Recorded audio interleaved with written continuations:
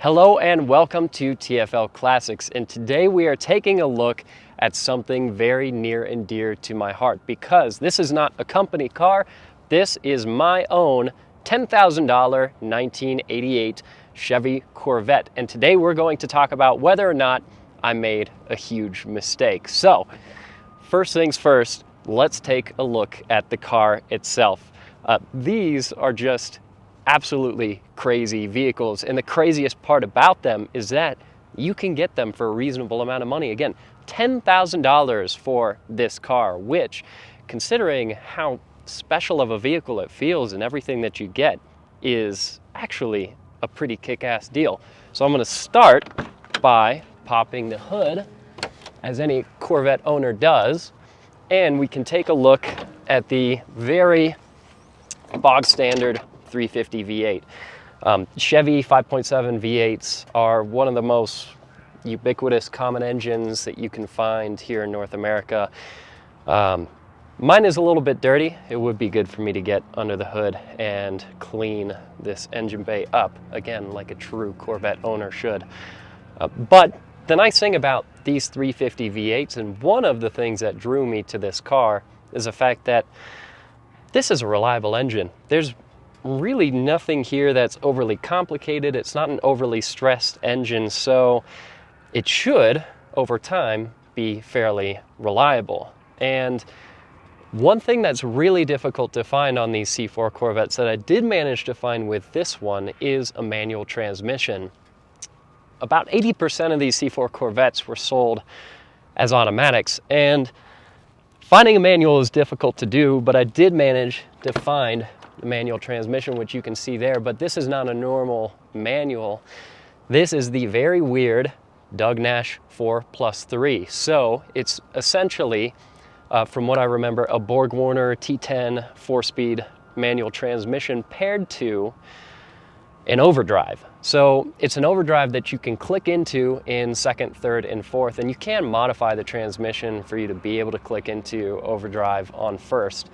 But the way that it drives is really kind of odd, and we'll talk about exactly how it drives when we get this car on the road in just a moment. But I've got the 350 V8 paired to the 4+3 manual transmission, and there's a number of people that don't love the reliability of that transmission setup, but, and it depends on who you ask, by most accounts of people that own these cars, they say that if you keep up with the fluid changes in the overdrive about every 10-15,000 miles, then it can be perfectly reliable, even if you drive it pretty hard. So that is one of the great things about this car, is that it's very serviceable and should be fairly reliable. So it's an inexpensive car to get into, not difficult to find parts for, not difficult to keep up with. This past weekend, did an oil change, changed the trans fluid, overdrive fluid, and diff fluid, and everything was pretty easy to get to. Yeah, it just wasn't that difficult to do. Same thing, did a brake job. The pads were pretty much completely gone, and the fluid in the reservoirs was gross. So every bit of maintenance on this car has been somewhat deferred. Part of the reason that I think it was not that expensive, if you look closely at these tires, you can see a little bit of dry rotting. These tires are date coded 2004, so they are old enough to vote, which means, yeah, this is another item that's going to have to get done fairly soon here. Also, for the record, and while we're down here, these are later model wheels. This is not the wheel that would have come on an 88, but it is an original Corvette wheel, and it looks really good. Actually, one of my favorite things about this wheel is that usually a wheel that has an asymmetric spoke design is flipped the wrong way on one side of the car. So on one side of the car, the spokes go a certain way, and on the other side they don't. But these wheels, it looks like the hub is being twisted forward on this side, and then you walk around to this side, and it still appears that the hub is being twisted forward. So there are correct left and right side wheels on this car. That's a pretty nice item that they didn't skimp out on. You look at a lot of Mercedes products, even Porsches, their wheels are the wrong way around on one side of the vehicle. So of all things, a cheap old Corvette, they did it right. So that's pretty cool. Trying to think what else. Oh, so one thing that isn't working properly on this car right now is that. So this has these really cool pop-up headlights that do a little flip when you hit them. But for some reason, and I think it's just because the electric motor is going out. Oh, there we go. Knock the hood down. If I tap that motor hard enough, I need something harder to tap it with. If I tap that motor hard enough, then a lot of times I can get this headlight to go. Let's see. How about now? Oh yeah, there we go. A little bit of a fiasco, but it went. So, kind of a cool headlight design. It can be a little bit of a pain to get them to work properly. A lot of times what fails in these are the gears, because the gears that actually spin them are plastic. And I had that happen on the passenger side. Replace it with a brass gear, so that one works perfectly. But I don't think that's the issue I'm having on this side, because when it was failing on that side, the headlight would at least try to move. This one, it seems like the motor is going. So that can be a little bit of a pain on these cars. When I was shopping around, it seemed like all of them had wonky headlights. So that's gonna have to get fixed at some point. But part of what makes this car cool is just the shape of this body. So when I was little, I had a little toy of this car, and it was just my favorite. I don't know why, but as a kid, I thought the C4 was the coolest. And I understand that a lot of people don't love the C4. A lot of people prefer the C3, and the C3s are beautiful. But you get a way, way more medieval basic car for the amount of money that you would have to spend to get a good C3. This is just a lot more affordable, and I still think it has that toy car appeal. Something about it, especially with this antenna up in the back, when you walk up to it, it just doesn't look like a normal everyday car. It looks like something special, something unique. So it's always exciting walking up to this car. And again, for $10,000 to get something that looks and feels this special is really, really cool. So let's hop inside and check out the interior, because there's a few things about this car in particular that were very important to me. So in 1990, they changed the interior on this car, and later model cars went away from this L98 V8, which was a good thing. But with the change of the interior, I think it lost some of that old school charm that it had. So probably the craziest thing about this car, maybe inside and out, is the gauge cluster. This is just a super weird layout by today's standards. It's early digital gauges, and they just look really unique. And I have a switch panel here in the center stack where I can change what information is displayed. I can also display information on the bottom section of the screen. So you have a lot of useful info that you can pull up. And then the other crazy thing is that you can change it from American measurements to metric, and it changes everything, not only to kilometers per hour and liters per 100 kilometers, but even with like oil pressure, it goes from PSI to KPA. So it changes every single parameter basically that can be changed when you switch between those two, which is just kind of cool. And then I've got a original radio here that's been modified with Bluetooth. So this is kind of a cool setup because it matches the rest of the dash. It doesn't look out of place, but if I hit this DNR button, then I can Bluetooth my phone to this head unit. And I'm still rocking right now the original Bose speakers, which I'd like to upgrade at some point, so it doesn't sound fantastic. But at least I'm kind of maintaining the original look of the dash, which again, this interior was a big part of the reason I picked this car, so keeping that was important. And then honestly, overall, all the features that you need and really nothing that you don't. So I've got auto climate control here, which is pretty nice to have. And yeah, I can Bluetooth. So all in all, it's really not that bad of a car to live with. So the reason that I got this was basically to use as a commuter in the summer, because I don't want to put tons and tons of miles on my truck. Diesel is expensive. And for short trips, that big diesel, the Cummins, just takes forever to get up to temperature. So this car is better for shorter trips, and it does really well on the highway. My truck is kind of loud and strung out on the highway. This car, I'm turning about 2,000 RPM at 80 miles an hour. So it's happy going down the highway. One disadvantage of this car as a get-around vehicle is that it gets horrible fuel economy in the city. So in the city, I'm usually averaging 14 to 16. I'm on the lower end of that right now. But on the highway, and I calculate my tanks, I calculated over 25 miles per gallon from a trip that I did all on the highway recently. Not a ton of range on this car. I'm lucky to get 400 miles out of a tank, but 25 miles per gallon going down the highway is actually not that bad. And then another interesting little thing about this car is that it's got these storage bins in the back. So you don't really have much of a trunk. There's not tons of room back there, but you do have little bins that you can store stuff in. Those are lockable. This roof is also removable, and you can store the roof behind you, and the seats here. Comes with a little tool in the glove box for you to take the roof off.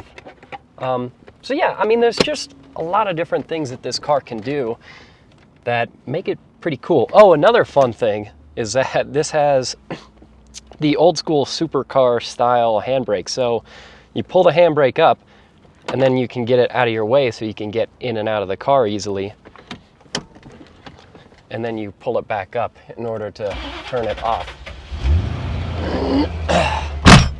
All right, well, let's get this car going down the road, and I'll show you not only how it drives, but also how this weird transmission works. So whenever you key cycle the car, it defaults to the overdrive being on, and I usually go ahead and click that before I get moving so that the overdrive doesn't come off, because generally I drive this car as a regular 4-speed, and then if I get going above 45-50 miles an hour, then I'll go into 4th overdrive. So the way that the gearing works on this transmission is that 2nd overdrive is slightly higher than 3rd, 3rd overdrive is slightly higher than 4th, and then 4th overdrive is, you know, unlike any other gear, obviously. So you wouldn't drive this as, say, a 7-speed. You would never go from 2nd overdrive into 3rd, because then you would be going down a gear. And while you could technically go 2nd, 3rd, and then 2nd overdrive, that would just be a lot of work for barely any difference in your gearing. So I kind of drive this car as if it were a 5-speed. I go 1, 2, 3, 4, and then eventually use overdrive as 5th.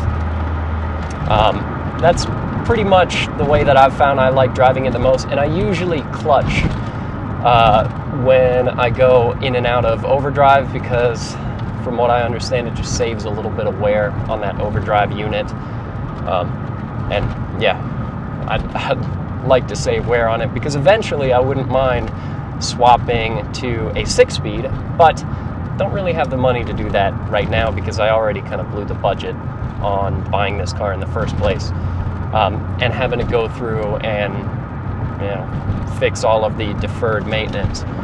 But this car, it drives well, and it's pretty easy to drive. It's a little weird to drive because it feels in a lot of ways like you're driving a pickup truck, because you've got that big lazy 350 V8 and you have this long throw transmission, but it feels like you're driving a 2-wheel drive pickup truck with a plastic body, and you're driving it from the back seat.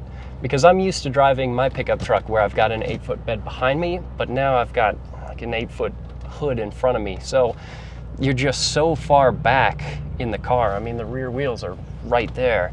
It's a little bit of an odd place to be, but it's an easy car to drive. Clutch feels really good on this one. It's very torquey. They included this little plaque to tell you 245 horsepower, not a ton. 340 pound-feet of torque. That's really where the push comes from in this. And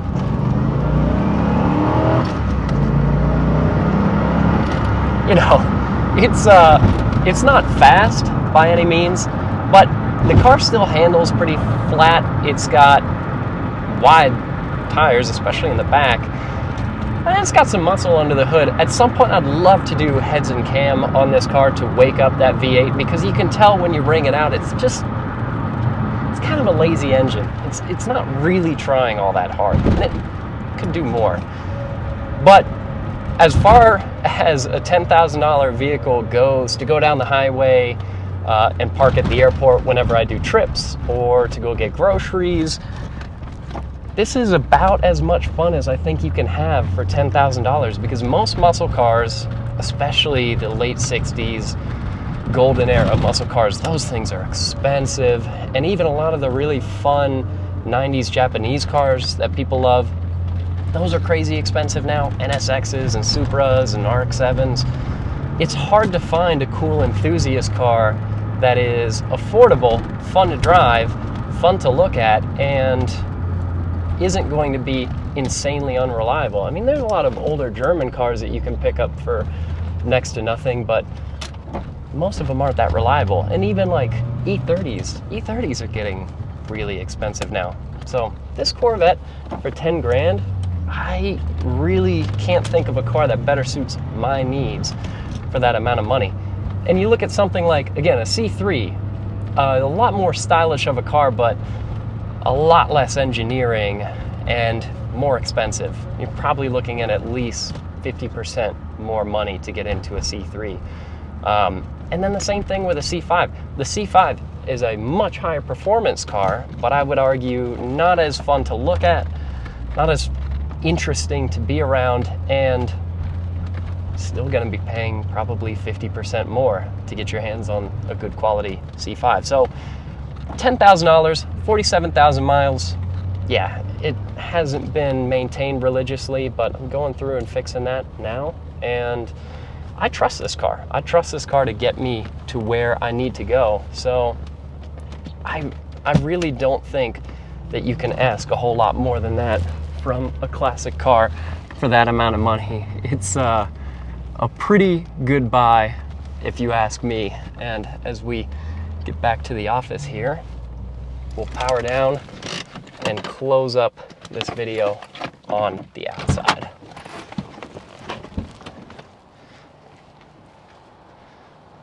So that's it. Let me know what you guys think in the comments. Is this a good purchase for $10,000? Again, I like to think so. Another thing that I did forget to mention, this car has been resprayed. You can kind of tell if you look in the door jamb here. But honestly, I would say whoever resprayed the car did a pretty good job. It looks like this car's probably spent a good amount of time in the sun. So there's some waves in the bumpers, but overall the paint is not in too bad a shape. The car looks good, which is all I really need out of it. And then down the line, I would love to fix up some bits of the interior trim that could be in better shape, continue to do some more maintenance, get these tires replaced, probably get a little bit more rumble out of the exhaust, because right now this is the quietest vehicle I own, which that's just not right. It's a Corvette. So yeah, bunch more things I'd love to do with this down the line, but as it sits, for 10 grand invested, yeah, it's a pretty reliable, fun car to drive. So hope you guys like it, and we'll see y'all in the next video.